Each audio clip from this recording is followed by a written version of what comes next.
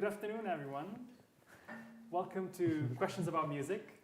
Questions About Music is the colloquium series of the music department at the University of Alberta.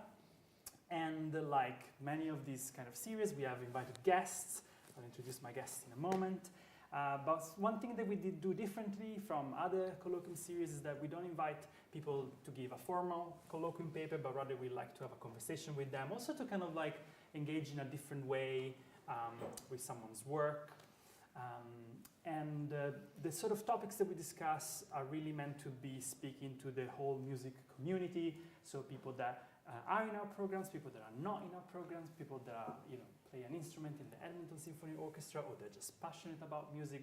Really, everyone is welcome in this kind of forum, and we really welcome also your input to think about the sort of people we want to invite, ideas and topics to discuss. So don't hesitate to get in touch about it. This term, we had Alexander Redding talking about AI and Bach. We are having today's session, which I'll discuss in a second. And in about a month's time, there is Brian Photo talking about his book, Music in Orbit, our very own Brian Photo from the University of Alberta. But today, here and now, my name is Fabio Morabito. I'm a musicologist here at the University of Alberta. I am joined here by my colleague, Patrick Nickleson, who is also a musicologist here in the Department of Music, and by Erin Johnson-Williams, which is our guest for this couple of days. Erin is a musicologist and a music studies person who works at the University of Southampton in the UK. She came all the way from the UK to just have this conversation with us. So we're delighted that she's here. She's also the director of the Center for Music and Social Justice at the University of Southampton, which we're discussing is the only center that does something like this in the UK. There are other centers like this in the work, but it's wonderful. This is also a newer center. Yeah, 2 years, yeah. 2 years, so it's incredible that we're thinking more and more of social justice in music studies, and this is the physical proof that this is happening. But also, some of the work that Erin has been doing has a lot to do with the history of music education and the colonial and imperialist baggage that music education has and has had in places like Canada, South Africa, Fiji, and many places touched by the British Empire. That's one of the things connecting your work. So perhaps, Erin, can I start by asking you, how did you get into this kind of work? How you got interested in the history of music education and particularly of the baggages of empire? Thank you so much, Fabio. That's a wonderful question. And also, thank you so much for having me and for this amazing turnout of people that have come. It's like, I'm very jet lagged, but very deliriously happy to be here. This is wonderful and just really, really incredible to have the privilege to come and do this in person. I'm also so excited to have this conversation in Canada. I've spent my life working on the British Empire in various former British colonies, but this is the first time I've kind of, been able to sort of sit here in Edmonton and have this kind of conversation. So I'm delighted to do that. In terms of the baggage, okay. So I'm really should we go into my life story? Yeah, let's go to your life story first. So actually, we were chatting about this earlier today. Around and also with the grad students around like how you find the research topics that you are best placed to do and that you can kind of give your best self to. And I am North American. I was born in the States. I have American parents, but I grew up, my parents were actually missionaries, so I grew up in Fiji, South Africa, and New Zealand, and only came back to the States to do my PhD at grad school. And then now I live in England. So everywhere I lived until I moved to the UK was a former British colony. And I was also just that kind of, I had that embodied experience of kind of being a child of missionaries in spaces with histories of mission colonization. So I sort of lived that and was really interested in how the imperial, the sort of post-imperial and sometimes very neo-imperial baggage of British music education was present in all the places that I lived. In terms of standardized graded music exams, or the idea that musical power should be centralized to the idea that someone might have studied in London, for example. was very central to a lot of the schools I went to or the music teachers that I interacted with, and I think that kind of outsider status of being someone who, like my mother, for example, had done a music degree in the USA, which was independent from Britain a long time before a lot of these, music education systems were standardized. So, the United States doesn't really rely on the graded exam system, which was a British imperialist construct. Then that was a helpful frame to me to just be like, why? So when I was, for example, a teenager, I lived in New Zealand, and all my teachers were basically like, right, well, if you're going to be a musician, you have to take these graded exams. And they would, if you took ABRSM, they would fly the examiner out from London to New Zealand, which is like as far as you can go in the world. And then you'd kind of be on the violin playing like, okay, D major, 2 octaves, thinking. So where's the power? Like, why? These are very interesting constructions of power, because of course there were people in New Zealand who could have examined that or, assessed that you're progressing. So over the course of time, I kind of went through these experiences. I was very interested in decolonization and how conversations around decolonization play out very differently in every former British colony. And then when I moved to the UK, decolonization is, particularly when I moved there, like not a word that people necessarily have encountered before or necessarily want to discuss. Decolonization was discussed more in the UK from 2020 onwards, but is still a relatively new thing, very recent thing. So that, that's sort of how I came to the topics that I work on. And I think more and more, we were chatting about this in the seminar just now, I'm an advocate for thinking about the scholar's positionality in relation to the archives, in relation to the sources we look at. The whole reason I moved to the UK was because most of the archives on my topic, which was on 19th century South Africa, were in the British Library in London. So the actual archival funding I needed was to go to the former colonizer, not to the colonized state. So that's problematic as well.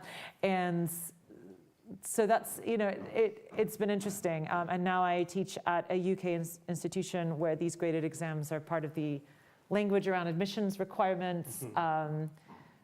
My students, by and large, have never studied anything to do with the British Empire before they get to university. So that's an interesting conversation. But I'm in a city whose city motto used to be, "Welcome to Southampton, gateway to the British Empire." So discuss, yes. So it's been interesting. Discuss. Well, I can see that being an incredible pedagogical moment. But you were telling us that this motto of the University of Southampton, not the University of Southampton, the city of Southampton, yes. "Welcome to Southampton, the gateway to the empire," became the gateway to the world. Gateway to the world, yes. Which is also interesting to see exactly what was replaced. That almost as if kind of like it could be a much more neutral word, but also it could mean like many of the sources that you discuss in your beautiful articles, that sometimes some of the rhetoric around the British Empire is like it was equated with the world. Yes. So sometimes when you look at the way that motto has been transformed, it's like, do they still mean empire in reality, or the part of the world that they are familiar with because they made it in their own image? So that's a very interesting thing to discuss. Definitely. Yeah, thank you for all that. I think it's. I said to you earlier today, I kind of had you in mind as a British person. We've met always in passing. I thought you were British, and when I saw in your posters kind of framing of decolonization and decolonialism, I was like, that's surprising. A British person? Not that it's not appropriate or possible. It's not a discourse I associate with United Kingdom higher education, and we're saying how I find, even as someone from Southern Ontario, working kind of in decolonial literatures, that the dynamic there of what even Canada is and what decolonizing Canada would mean is then infinitely different than moving out here to the prairies, and the period of colonization is different, and the priorities and the resources and the land theft are all like different temporalities. And so I guess I'm wondering, how have you seen or felt in your work as you've moved across the whole empire? Have you felt? I mean, I guess to my mind, in a certain sense, you're kind of the conversation of decolonialism in music in the UK is very, very new, right? It's how do all these different valences kind of line up for you across the world? Thank you for that question. Yes, complex. I feel like this fact that I am an outsider to the UK helps in a way that I can be the person to bring in this conversation. Decolonization in British music academia, and particularly, and also British academia, sort of like prior to the Black Lives Matter protests of 2020, was just a word that really wasn't coming up. And I experienced a really interesting shift where I went from being like this person that was like, hi, I think we should discuss empire and decolonization, and people were like, yeah. And then during the lockdowns, and like suddenly decolonization is something that there was this move to talk about it in the UK, particularly with the protests that hit Bristol. I just remember like opening my email one morning and I was like flooded with like invitations to like speak at all these Zoom things, and like people were like, oh yeah, we have someone in the UK who's working on this, it's you. And so then suddenly like my life rapidly changed, but what I was researching and the questions I asked were the same. So it was a kind of an interesting thing where like something shifts and then there's relevance. But I think what's tricky in the UK is that there is such little grappling in the state school system with empire that it's difficult to then decolonize when an awareness of exactly what the empire was and how vast it was and how impactful it was on British culture today it's just not there. So, you know, I mean, I teach a course called Music in the British Empire with my undergrads at Southampton. And I'll start with a map and I'll just be like, who's seen this before? And there'll be like, out of 40, 50 students, like 2 people that might have actually sort of seen that map of the British Empire before they were 18 or 19 years old. From what era is this map? Oh, like from the early 20th century, right. Like, you know, when the sun never set on the British, at the height, right? So it's not part of the school system. And the most they might have heard about it through music is like Elgar, you know, through Last Night of the Proms, Pomp and Circumstance. Oh yeah, that's about Britain taking over the world. So I think it's difficult. I think I end up teaching more kind of like history of colonization to get to being in a place where you can talk about decolonization, which is really interesting. And so filling in those gaps. And we were talking earlier as well about certain different practices. For example, I know in North America, giving a land acknowledgement at the start of a talk is, you know, fairly common practice. That doesn't exist in the UK. I raised the point about Southampton used to be labeled the gateway to the British Empire as a kind of starting point. You know, talked about that with my students and colleagues. Could this be something that we can start to talk about that in the UK, you're not sitting on formerly colonized land, but you're sitting on land whose economic and social structures are what they are today because an empire happened and provided the wealth that fueled the economy. That's not a land acknowledgement, I don't know what that is. Exactly, but the practice around that is, the broader practice around that isn't really there yet. So yeah, it's been interesting. So I think, in the last 5 years have been really fascinating because I think, as I said, there was a kind of 2020, 2021 rush in the UK to say, okay, decolonization is important, we need to talk about it. And then that's kind of fallen away a little bit. So, and then there's an interesting question then, okay, so we're in 2025. How do we then continue a more sustainable conversation about decolonization and imperial history in the long term? And I know I can incorporate it into the curriculum in my department, but UK-wide, I think it's tricky. It's tricky to kind of like initiate or even take part in a broader conversation around decolonization when mostly students going through the state school system in the UK aren't really learning that empire happened at all. So yeah.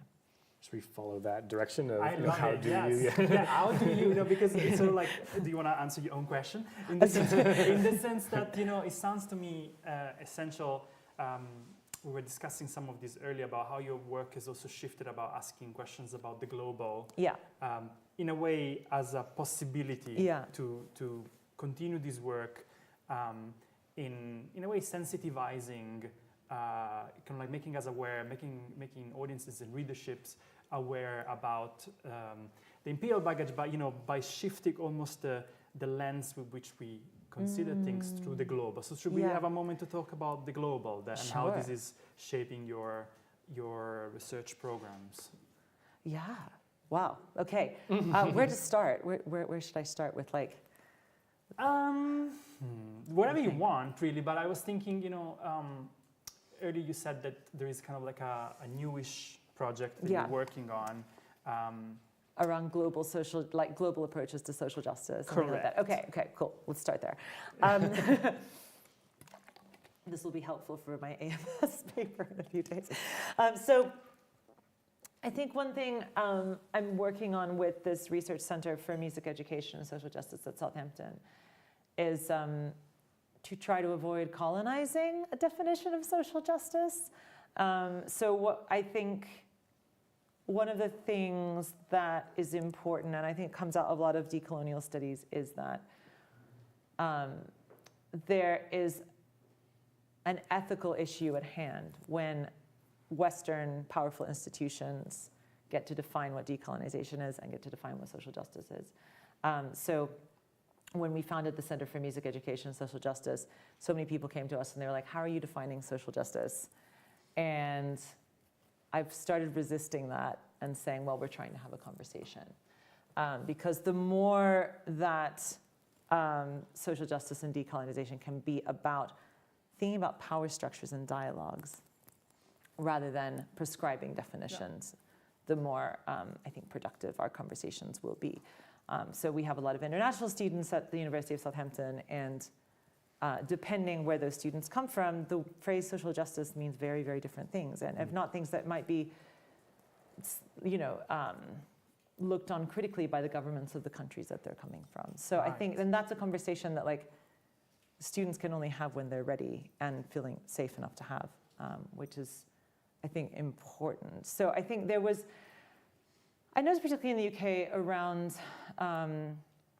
resistance to conversations about decolonization around 2020, 2021 is one kind of argument of resistance is, oh no, is this just the imposition of another ideology, right?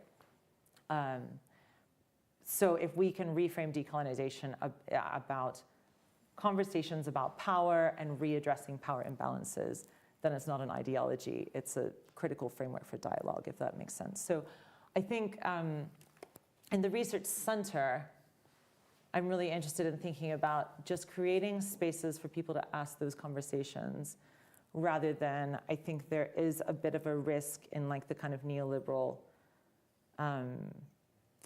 framing of the academic institution where everything is can easily descend into tick boxes. Yeah, which is quite tricky. Because it's easy to, the universities where we work, these institutions have their own baggage of colonialism. Very much. And so sometimes to fit that structure, some of the activities that we do need to tick those boxes that turns out, have a very similar mastering kind of rhetoric. Absolutely. So I don't want to oversimplify what you're saying, but it sounds to me that your conversation about the global, so your reframing of decolonization through thinking about the global is the global as dialogue, the global as conversation. Yes, and I think the global as conversations where the dialogue is able to be equitable between the participants.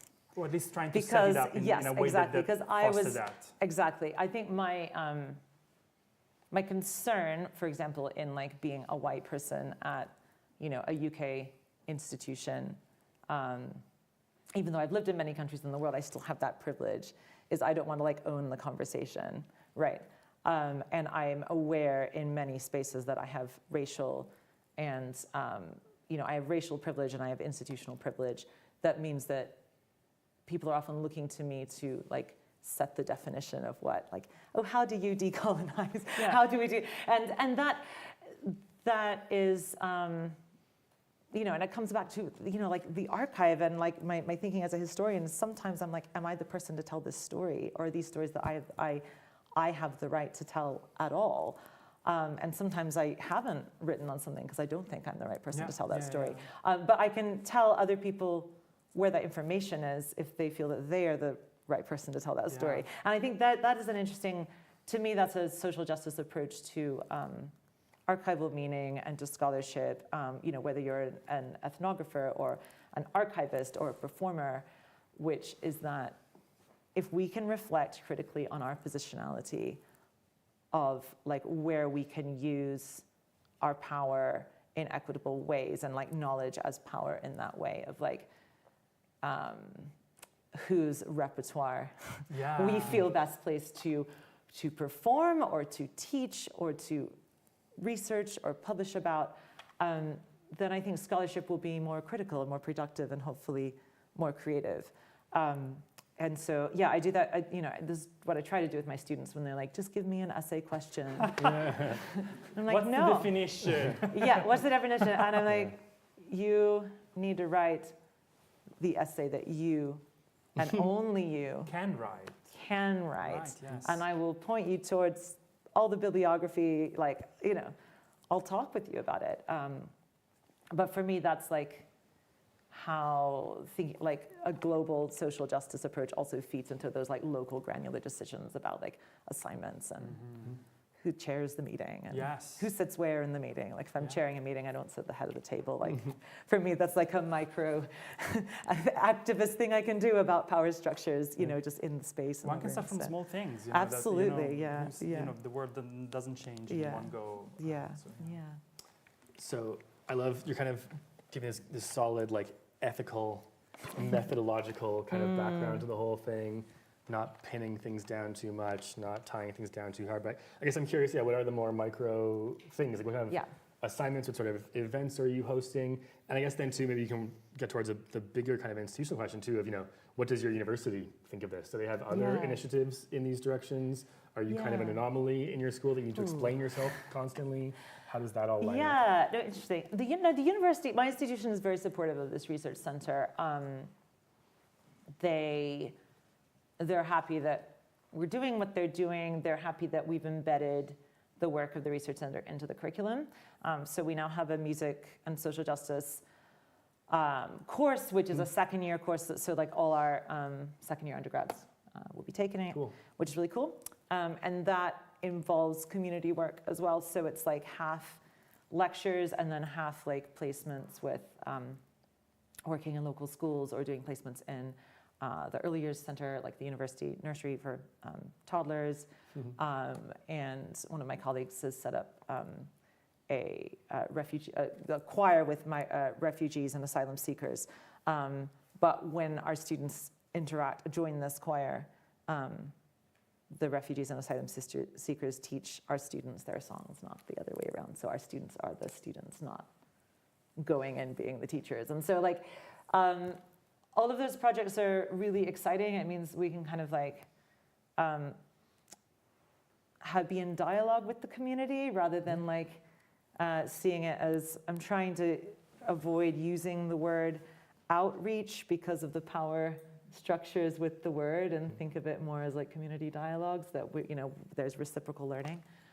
Outreach used to be a keyword in UK. Did it? Is it still, or? It's kind of been cancelled. Yeah, because when I was outreach in the UK, has been outreach cancelled. was a big, was a big now word. it's widening participation, cool. yes, and public engagement, yes. Right. So, I know, but then, I know, in 5 years, those words will have descended into where outreach was, and we'll need to find something new. So no, my institution is very supportive, and it's a really generative space to work in. It's been basically as long as our research center is kind of like engaging in cool projects and like relating it to the curriculum, we can kind of do what we want to do, which is great. So again, it's the privilege of having that intellectual freedom, which is really cool. We also try to enable and encourage students to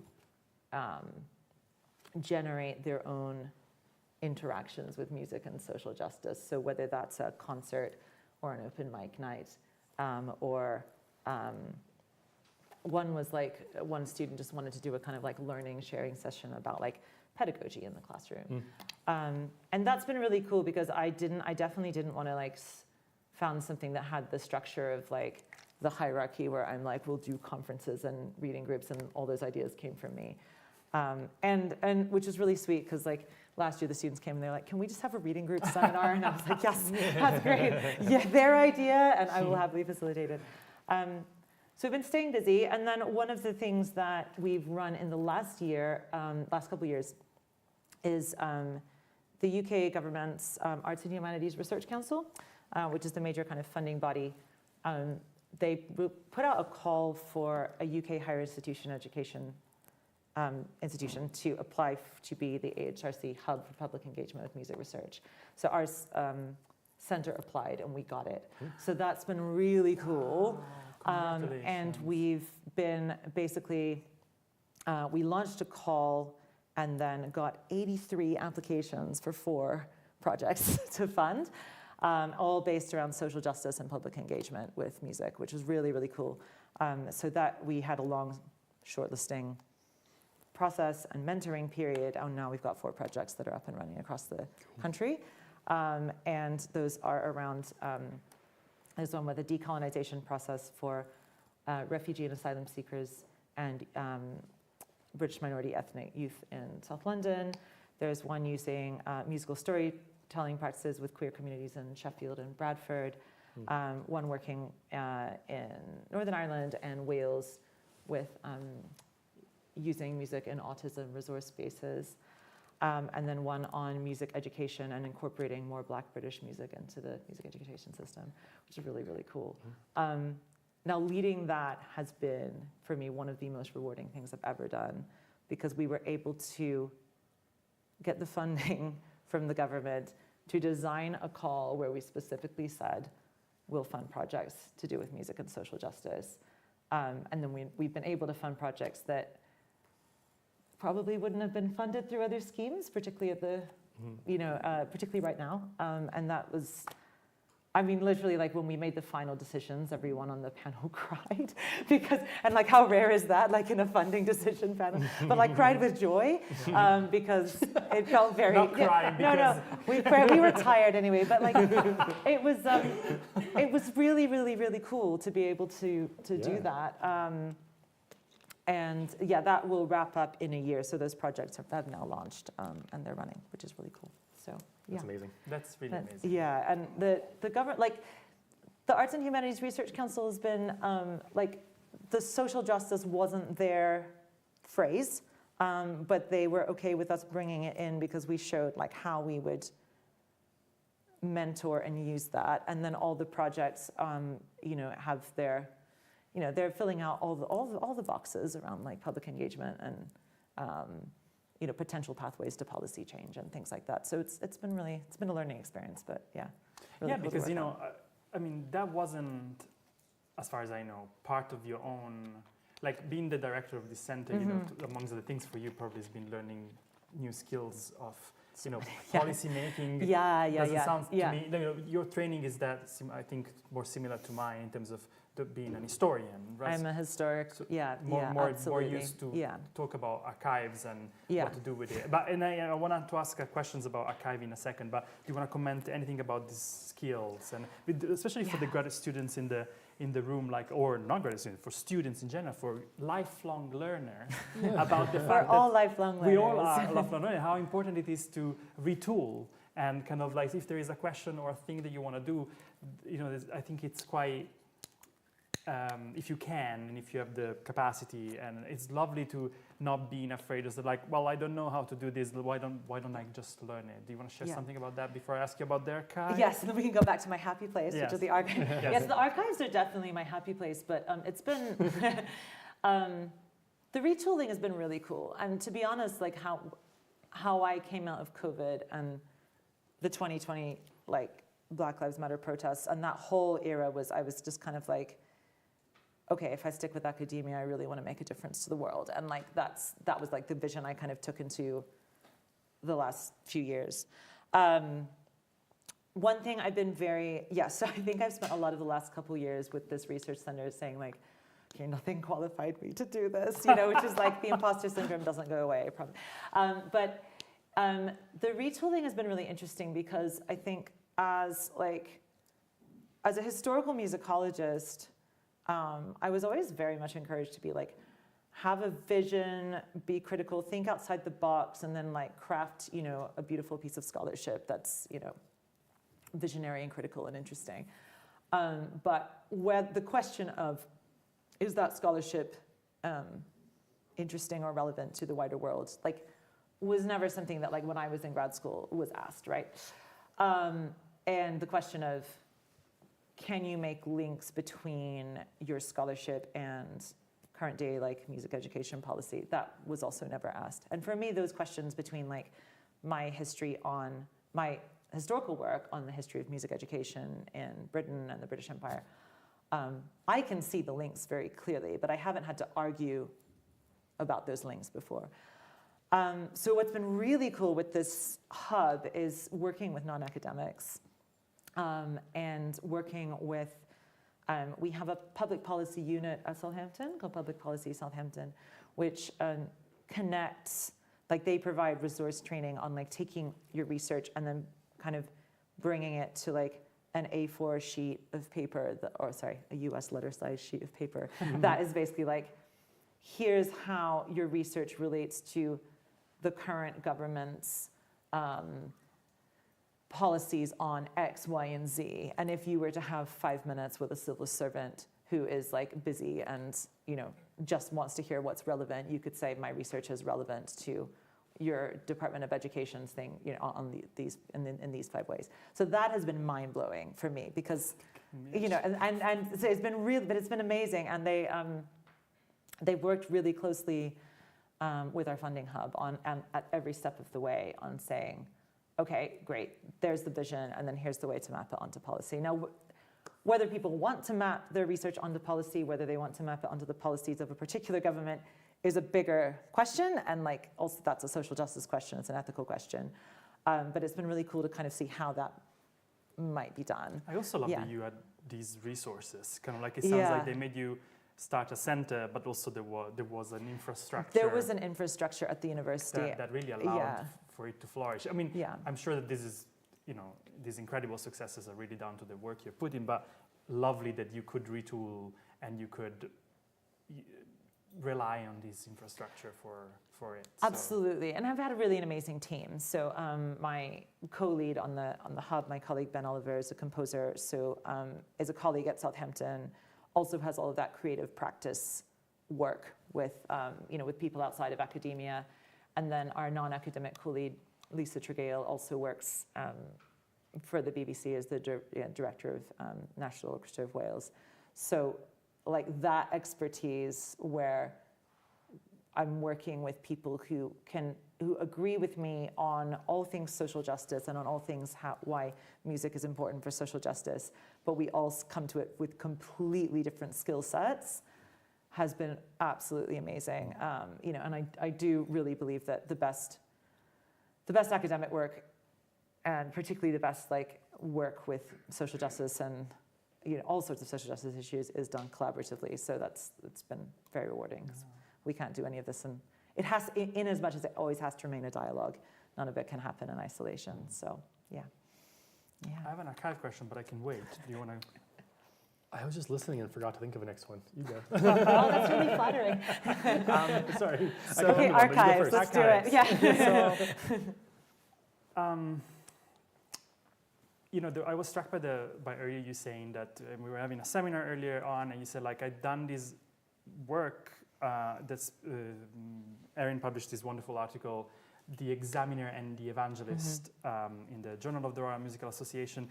But you were saying how much of the work, if not the totality of the work, was at the British Library, although the piece is about, you know, this incredible complex exchange of music, system of knowledge between South Africa, London, the rest of the empire. So a moment ago you were saying about how much your positionality is something that you want to kind of, like, foreground, that you have been foregrounding. How about the positionality of the archive? Oh my gosh. Such a good question. Like, and I love the British Library. We've hung out at the We British have Library. hung out Yeah, at the it's British just Library. great. It's such But a- as a student of Yes. mine said earlier, the British Library is a museum. Not, It is, Not it is. differently. It's a power It's a structure, monument, yes. actually. That's what Jaden said. It's a monument, not different from Westminster Abbey. So It's true.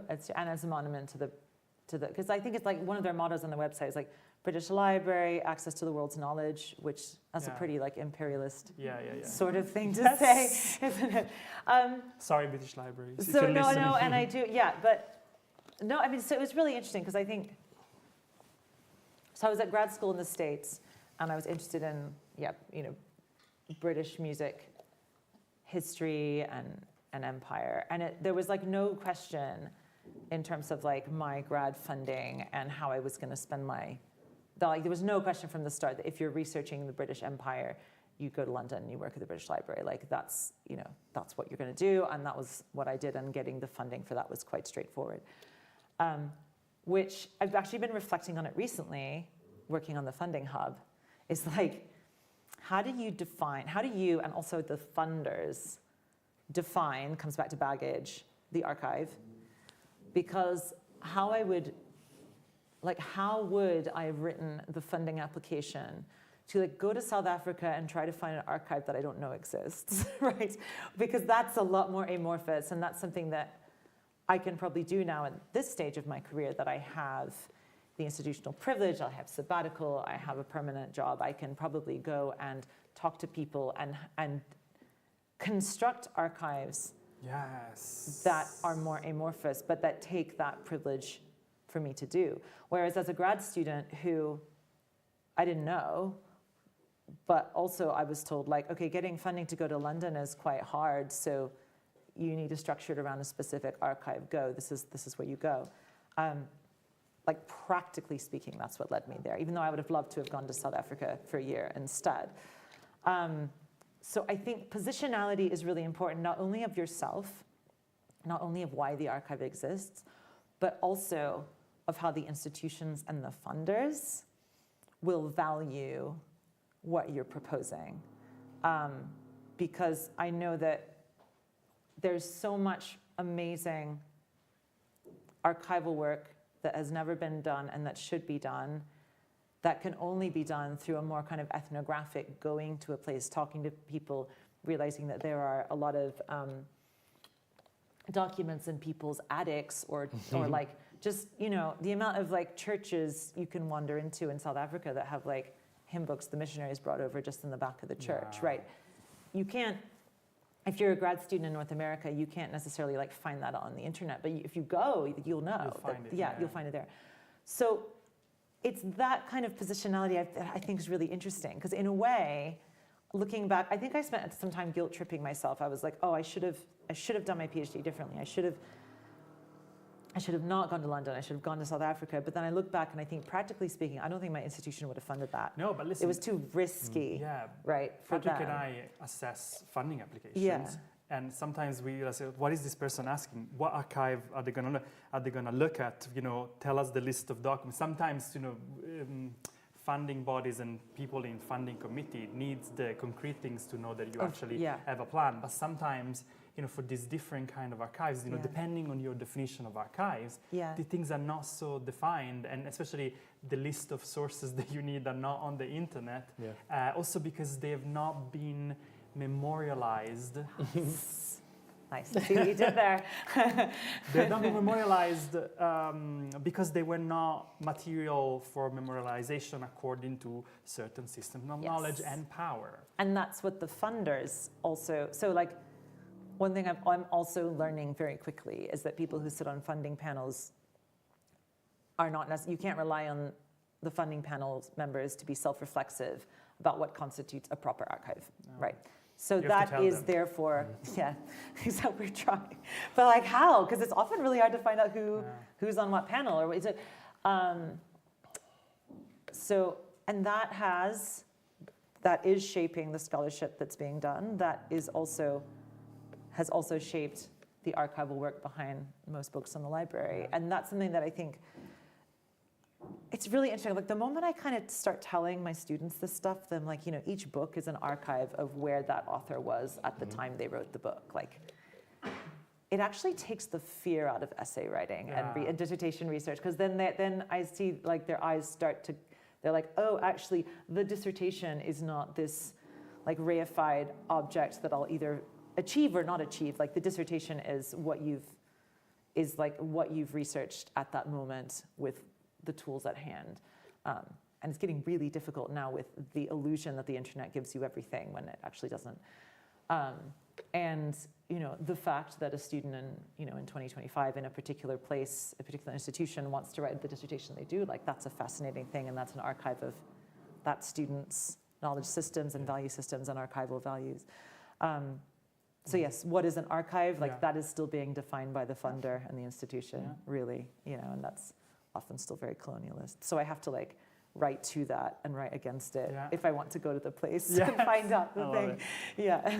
I've come to one again. So based on what you said, I mean, so you were talking about the Burst Library, this monumental kind of thing, and I agree.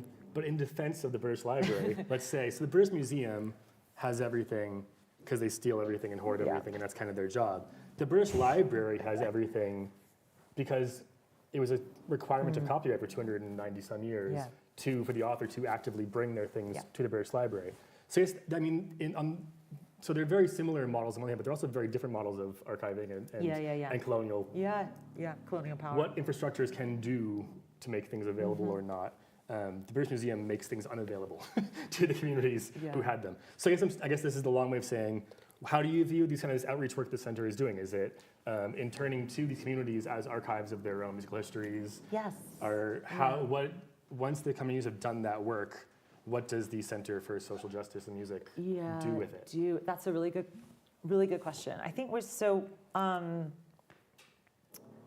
with the refugee choir, for example, we're creating a song bank, which is like, just like recordings and like YouTube clips and sometimes just song texts of songs that people want to share. And so that's been really lovely. And we always try to remind our students that like it's the community that curates that, not us.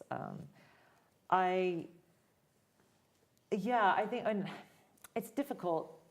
We haven't done the thing yet of, okay, let's digitize and make available a bunch of things. We may do that in the future, but I think at the moment I'm trying to like not rush into creating an archive that also replicates. Which one of those institutions? Yes, exactly. So it's an interesting question. One of the things that the funding hub encouraged all of the projects we funded to do, because then what they create belongs to them, not to us really, is that the outputs of every project are co-constructed with the communities who are involved with those projects. So even if an output is an academic article, that there will be a form of it that will be co-written with the community, whether that's like a poem that goes on a website or a performance. And then there's also an academic article too. And yeah, that was the project that is using musical storytelling in Sheffield is doing this in a really beautiful way. Like my colleague Ben and I visited them recently, and like to run the meeting, they're like, let's start by doing a poetry exercise, like they asked us to do with them. And so we kind of like constructed poetry together, and then that was like the start of the meeting, and I was like, this is different, but really, really nice. And then that poetry was the archive of our meeting, and it was really cool. Yeah, amazing. It was lovely. Yeah. So I think there's flexible ways. I think as long as we stay reflexive about what the archive is and the potential of what it can be, and I think music is such a tricky, slippery subject area with the archive, but I think also a creative one, because this could get into conversations about whether the score is an archive of music or an archive of what people valued, on things. But I think, I am still resolutely inspired that music can be an interesting, like such an important discipline from which to broaden our understandings and broaden the limitations of what the archive Yeah. could be. Yeah. People really like music, Yeah. turns out. Turns out, yeah. Turns out. This sounds like a wonderful kind of like sort of like transition for opening to the question of the audience. I would like to ask Erin a question. So great, thank you. I'm curious about digitization, Yeah. which you just mentioned partially because I did my archival work last year, Yeah. and for a European topic, which means a lot of money to put stuff Yeah. online. And it was really fascinating the instances having to beg at these big archives to get materials that had already come online. Oh, It's yeah. online. Yeah. Right? And in some cases they weren't. And I was begging, like, I need to see binding, I need to see all Yeah. of these things. So this gets me thinking about whatever, digitization apparently being this form of accessibility, except that not everybody has an internet signal, Yes. right? And it's super convenient for producing new Yes. knowledge, but still in a very, very Western, increasingly Asian, like, form of accessibility rather than being accessible itself. So I'm curious what your thoughts are about Yes. digitization of the archive. I'm so glad you raised this, and like, yeah, and also I have also experienced that thing of like, well, it's online, so you don't need to see it. Yeah. So first of all, the digitization, as you said, like if you're interested in binding or the materiality of the object, there's so much that like, oh, it's digitized, so you don't need to see it. Does that? There's a lot of loss there that's happening. I think also it comes back to what the archive values. So if the digital archive simply values like word searchable text, or you have a sense of what an image looks like, and if that's value, if that is now what scholarship values, that removes, it removes other things you might see in the archives, but it also limits the archive to something that is like visuable and indexable. So, you know, there are, I was talking about this the other day with a friend of mine who is Australian, around like how the problematic sort of move sometimes of, okay, we'll digitize these these recordings or these scores, and then we'll make them available to like an indigenous community. And the indigenous community doesn't experience that as music, because they're like, our music is not, it is a living practice. It's not something I would listen to in isolation or read about. Like, that's not my understanding of music. My understanding of music is being in a room with people and experiencing music in an intergenerational way. So that is a colonialist problem with digitization, is that it presumes that everyone has the same cultural understanding of the text, the object, the sound recording. So there is a lot that is lost. I'm also increasingly like, you know, it's not only the paywalls and the websites that are blocked by governments, but also the algorithms that, you know, I sometimes have my students do this. I'll just say, go to Google and put in like an academic search term, and then look at everybody else around you. And then they see that they all come up with different results, right? Google is not an equal space. I think there needs to be more conversations around that. And we, as I mentioned, like my institution has a lot of international students. Sometimes students who are worried about the government of their country maybe tracking what they're doing while they're in the UK will not want to look up some of the things I recommend that they read on social justice or decolonization. And that's a really interesting, you know, so I'm like, here, this is open access. You can all like, oh, okay. That's been really interesting. Yeah, like fascinating, because then you get, you know, a lot of the British home students sitting there being like, yeah, it's on the internet. It's fine. It's all equal. And actually the internet's it's a scary. As a friend of mine said, it's scary. nasty.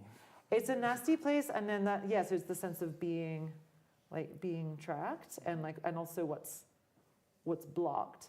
Yeah. So if you have a, for example, yeah, my reason I know about this, my husband used to work in the area of like looking into like government policies on digital surveillance. So if, for example, you have like a filter on your internet connection around blocking out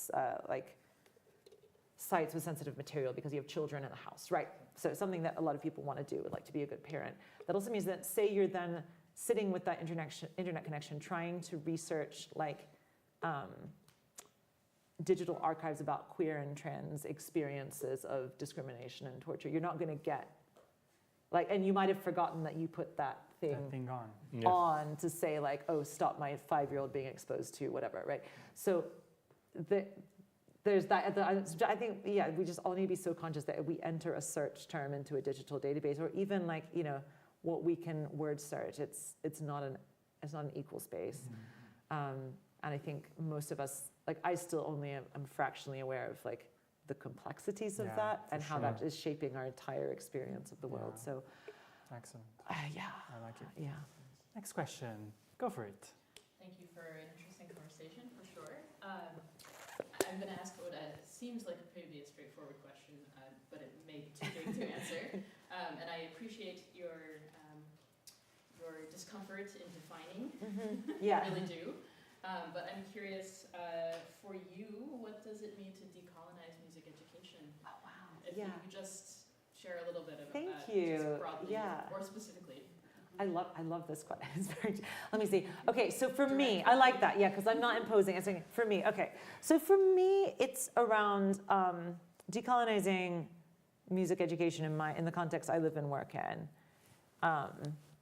is when I see the 10-year-old kid that's like, their parents can't afford to get them piano lessons or violin lessons, and they're like, oh, I can't take my grade 5 whatever, so I can't be a musician. And when I can say to them, well, name your favorite musician, and then 9 times out of 10 their favorite musician will have never taken one of those exams, right? You know, when you can kind of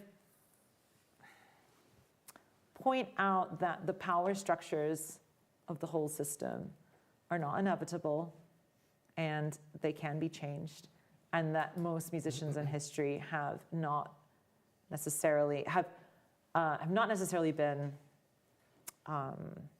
constrained by those systems. In fact, a lot of musicians in history have thrived by going outside of the system.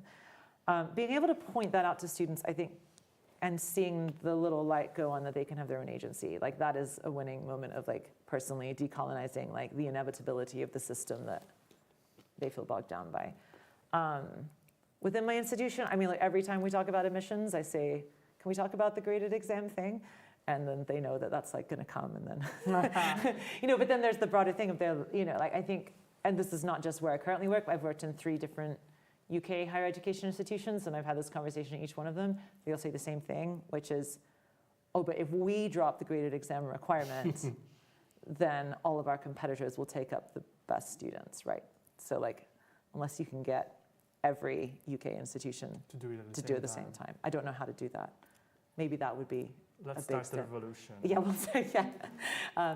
But yeah, I think it's having those conversations where I'm trying to do what I can to give people agency within the systems that can very quickly be oppressive, and are not always oppressive. Like, I know plenty of people who have not found those systems oppressive, but many people do, and that kind of keeps me going on a rainy day. Yeah, thank Go you. for it, Sunil. I don't know if that was a clear answer at all, Oh, but thank yeah. you. Yeah. I follow up a bit, following up to Rachel's question and about the term decolonize. Yeah. So I work in performance studies, and my area Great. has to do with Indigenous performance and the protection and maintenance of land and revitalization of languages. And I'm not an Indigenous person, I'm a white settler in these lands. And I also have this parallel work that has to do with how is it that white settlers have used performance to create colonial spaces. Yes. And so there's an article called Decolonization is Not a Metaphor. Yes. It's Yes. an article that has definitely informed my work for many years. That has all lists of, and asserts that decolonization is about the return of land and knowledge and lifeways. And all of the lists of settler moves to innocence that are claiming that are decolonizing, but are not decolonizing. So I think carefully about that term, and when I'm using it, and then I also think about what are the other terms. Is it anti-colonial? Is it anti-imperial? Is it, reparations? Is it, like, what are the various ways that can also describe this? And from what I'm hearing you talk about, it sounds like you're doing anti-colonial work that is also aiming to do what I think Tuck and Yang speak about in one of their settler moves to innocence, where it has to do with an idea of decolonizing the mind and the rest will follow. Yeah. A move to innocence. Yeah. And in Psychedelic that one. section, they then also say, however, given the urgency that we live in, so you're speaking about the refugees that are like present in the UK and what could be done to like support their life in that time, that there may be an element of harm reduction that could be part of that sort of decolonize the mind or decolonize education. That you're actually doing settler harm reduction is what they call it, and that's something that is incredibly necessary and urgent in the kind of harm that's continuing. And so I wonder, any of those terms? Yes, could be thank helpful you to so much. Yeah, we were just talking about this at lunch, which is great. About this article. Yeah, specifically. And I've explored this a little in an article I wrote for Current Musicology, where I was like really fascinated by Tuck and Yang's article and the fact that like music studies has been relatively slow to pick that challenge up in relation to, I think, like other disciplines. And I think there's a challenge there because whenever we write about music, arguably we metaphorize it. And so then is all writing about music metaphorization and therefore move to innocence. And yeah, it's a challenge. I'm going to think a lot about this decolonizing the mind and the rest will follow, and whether that, and like how that exactly maps on to the center's activities. Because I think there is definitely like always that risk. I am so interested in the moves to innocence as like a challenge to like so I think, and we probably all experience this to some degree, when you bring up something like decolonization and people try to change the subject or get defensive, to then say, why? Just like why? Like why? What's behind that defensive move, or what's behind that move towards innocence of like, okay, but we just want to talk about the music, or we just want to talk about, that's very, very common with like a lot of my undergrad. They're like, I'm sure context is important, but I just want to go and practice the violin. And I'm like, okay, but that's a move to innocence because, like, let's just draw back and maybe sit with the discomfort a bit.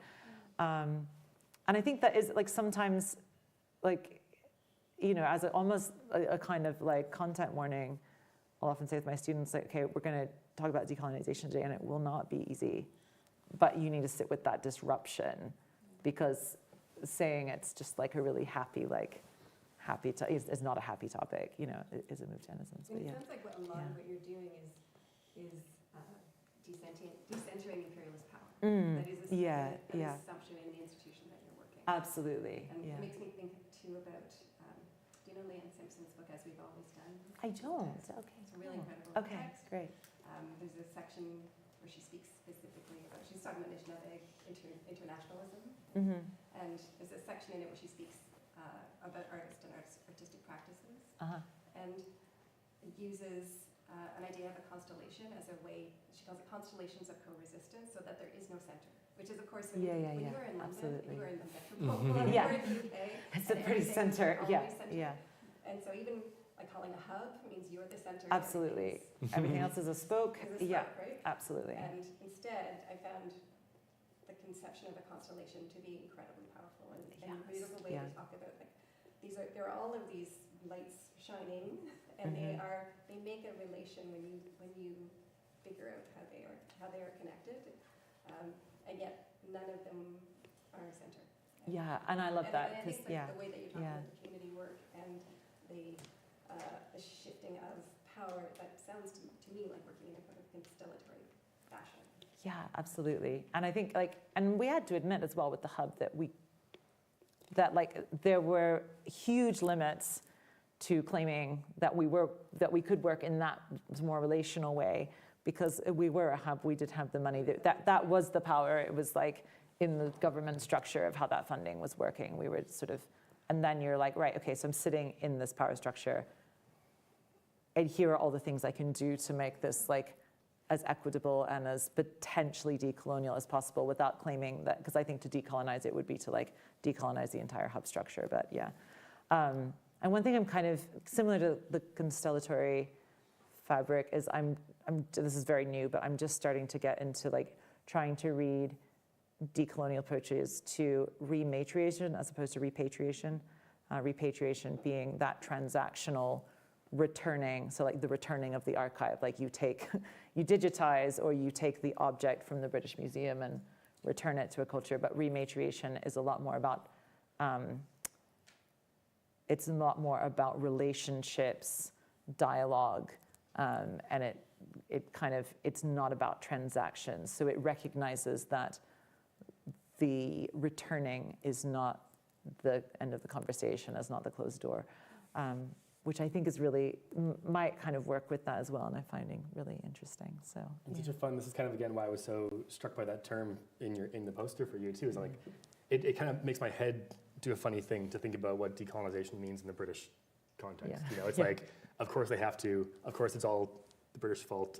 You know, that's very flippant, I'm teasing. But I mean, of course the person working on this is not actually British. Yeah. But it's also just such a funny term because I think of it as, you know, the language of settler has a whole different valence in when you're living in England, or of course, or who are you giving the land back to, and there are people, but it's not the general timbre of the conversation, right? So it's such a fun challenge. It's so fun, and the moves to innocence, like, I mean, I remember like in 2021 trying to kind of have those conversations institutionally, and people were just like, well, that's not relevant. I mean, we decolonized the Roman Empire. I mean, that's the stolen, you know, like people were like making these. People say similar things here though too, which is deeply pertinent. So, yeah, exactly. And so, but you know, that is a move to innocence, which is like, but actually the conversation at hand is, you know, what are the institutionally racist things that we're perpetuating and the institutionally colonialist things that we're still perpetuating. Yeah, and it's difficult, and also when you think about the institutional structures. So like we have this thing called the Research Excellence Framework in the UK. Sorry, trigger word. I'm so sorry. That's also one of my triggers. Yeah, I know, excellence. But that is like basically, and it's, you know, it's replicated in you know, in Australia and in a lot of former British colonies. But basically, it's to benchmark, their phrase, the research quality, like how excellent is your research, to effectively standardize that across institutions, and then that impacts the amount of like government funding you get, right? And so the pressure on the academic is, if you don't publish in this kind of journal to this kind of standard, saying things that this anonymous panel will want to read, you are potentially at risk of putting your own department out of business and losing not only your job, but your colleague's job, because your research excellence framework's ratings will drop. And like that's like my tension is like, there's all these things I want to say and do and work on, but I also am working in the system where, you know, my job contract relies on me to produce things for this thing that will help keep us all afloat. And that's the system I'm working in, right? So, and anyone working in that system is complicit with it. So it's like, you know, going back to Tuck and Yang, I don't think, how do you decolonize? How do you possibly say that could ever be decolonized? You know, it could be made a little bit more equitable. It could be made a lot less equitable. But maybe within it, I'll publish some things on decolonization that slip through. So we'll see. Yeah. I'm sorry to feel, you know, we could have finished on a happier note, but I think it's actually to stay with the discomfort. Yes. I think it's important to finish where we are. Thank you so much, Erin. Thank you so much for having me. Both of you. And stay with us for a glass of wine, some snacks, and don't hesitate to come and speak with Erin in person in case you didn't manage to ask the question that you had in mind. Thank you again, everyone, for being here. And thank you, Erin. Thank you. Great. Thank you so much. That was incredible. Yeah.